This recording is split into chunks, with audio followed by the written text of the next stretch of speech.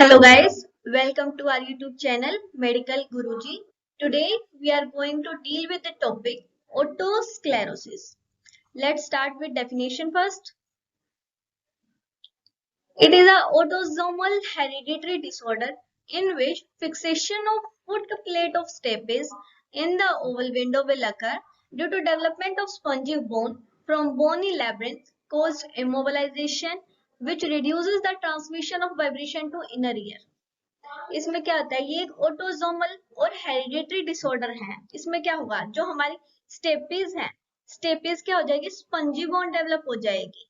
और स्टेपीज हमें पता है जब इनर ईयर से कनेक्ट होती है तो बीच में क्या आती है, ओवल विंडो। अब ये स्टेपीज क्या है, स्पंजी बोन हो गई है। अब स्पंजी बोन क्यों हुई है, इसके बाद क्या हो गया, स्पंजी बोन बन गई तो इसका इमोबिलाइजेशन हो जाएगा। और मेलस, इनकस और स्टेपीज, इनकी वाइब्रेशन की वजह से ही तो क्या होता है, फिर जो साउंड वेव्स प्रोड्यूस होती है, फिर वे वेव्स ओवल विंडो तक जाती है, फिर वो जो एंडोलिम्फेटिक फ्लूइड वगैरह प्रेजेंट होता है उसमें वाइब्रेशन जाएंगी, फिर सारी ये वाइब्रेशन ब्रेन तक चले जाएंगी वेस्टिबुलोकोक्लियर नर्व की हेल्प से। ये हमारा मेन प्रोसेस होता है। तो इसमें क्या होगा, ये स्टेपीज है, ये हमारी ओवल विंडो है, ये ऐसे कनेक्ट हो रही है इससे।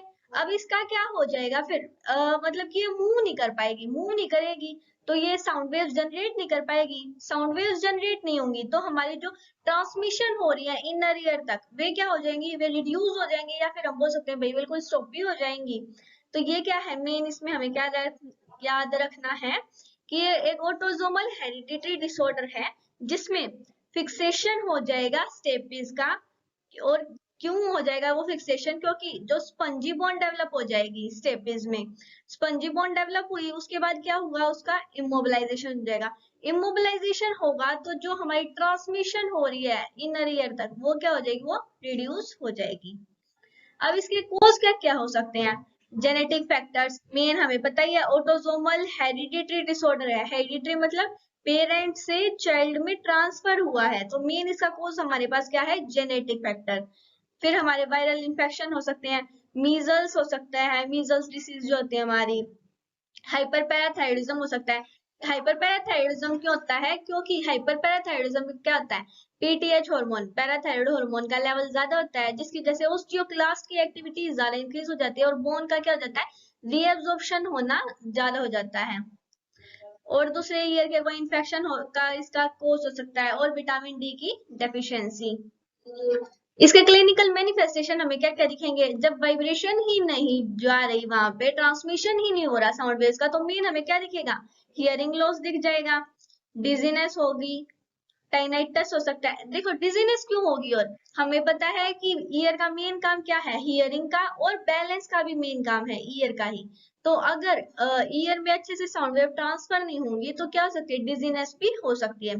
टाइनाइटिस, रोरिंग, बजिंग इन ईयर, ये तीनों क्या है हमारी, जो कुछ साउंड प्रोड्यूस हो सकती है ईयर में कॉन्टिन्यूअसली, कॉन्टिन्यूअसली भी हो सकती है और इंटरमिटेंट भी हो सकती है। ऐसे जो एक बजिंग साउंड होती है, टाइनाइटिस में भी ऐसा ही होता है, थोड़ी ऐसे रिंगिंग साउंड हम बोल सकते हैं, ये प्रोड्यूस होंगी ईयर में। वर्टिगो, वर्टिगो डिजीनेस भी सेम ही है हमारे, चक्कर आना और चक्कर आने की फीलिंग आना। ईयर एक हो सकता है, ग्रेजुअल हियरिंग लॉस हो सकता है जो सीवियर होगा एक ईयर में, यूनिलेटरल हो सकता है मेनली, पर मतलब ऐसा नहीं है कि बायलेटरल नहीं होगा, बायलेटरल भी हो सकता है, पर मेनली हमें क्या देखने को मिलेगा, यूनिलेटरल हियरिंग लॉस। अब हमारे आ जाएंगे डायग्नोस्टिक इवैल्यूएशन। डायग्नोस्टिक इवैल्यूएशन में हम क्या करेंगे, हिस्ट्री लेंगे, ओटोस्कोपी एग्जामिनेशन करेंगे, ट्यूनिंग फोर्क का टेस्ट कर सकते हैं। ट्यूनिंग फोर्क टेस्ट में वही हमारे वेबर टेस्ट और रेनेस टेस्ट, इसमें भी वही हियरिंग लॉस को डिटरमाइन करने के लिए हम करेंगे। ऑडियोमेट्री टेस्ट की साउंड वेव्स का कितना ट्रांसमिशन हो रहा है। टिम्पेनोसेंटेसिस, अगर टिम्पेनिक मेम्ब्रेन में कोई फ्लूइड कलेक्ट हो गया है उस चीज को देखने के लिए सीटी स्कैन और एमआरआई करवा सकते हैं ईयर का। न्यूमो ओटोस्कोपी, वही एयर प्रेशर का यूज करके हम देख सकते हैं कि ईयर में क्या है, इन्फ्लामेशन है या कुछ जो भी है। ओटोस्कोपिक में हमें क्या दिखेगा, श्वार्ट साइन, ये है अब इसका मेन पॉइंट।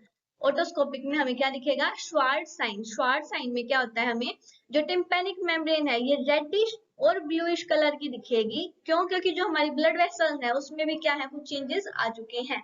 तो हमें ये याद रखना है कि ओटोस्क्लेरोसिस में हमें मेन साइन क्या दिखेगा, श्वार्ट साइन। श्वार्ट साइन का क्या मतलब होता है, रेडिश और ब्लू कलर की टिम्पेनिक मेम्ब्रेन हो जाएगी, जो किस चीज को डिनोट करती है, वस्कुलर चेंजेस, मतलब कि ब्लड वेसल्स में कुछ चेंजेस आए हैं। अब है हमारी मैनेजमेंट मेन तो इसकी सर्जिकल ही होती है, पर हम देखो जैसे एनाल्जेसिक दे सकते हैं क्योंकि ईयर एक है। एनाल्जेसिक में हम क्या क्या दे सकते हैं, एसिटामिनोफेन, ऑक्सीकोडोन, ऑक्सीकोडोन हमारा वो आ जाएगा ओपियोइड, और आइबुप्रोफेन ये हमारे आ जाएंगे नशे, ताकि हम किसको रिड्यूस कर सकें, ओटेल्जिया। ओटेल्जिया मतलब मैंने क्या होता है, ईयर पेन। मेडिकेशन हम दे सकते हैं जैसे कि फ्लोराइड और विटामिन डी, ताकि ये क्या है थोड़ा बहुत हियरिंग लॉस के जो प्रोसेस है उसको क्या कर सकें, स्लो डाउन कर सकें। अब हमारी आ जाएंगी सर्जिकल मैनेजमेंट। सर्जिकल मैनेजमेंट में हमारी दो ही है, स्टेपिडेक्टोमी और स्टेपिडोटोमी। स्टेपिडेक्टोमी का क्या मतलब होता है, किसी पार्ट को रिमूव करना, और ओटोमी का क्या मतलब होता है, उसमें एक होलो स्पेस क्रिएट करना।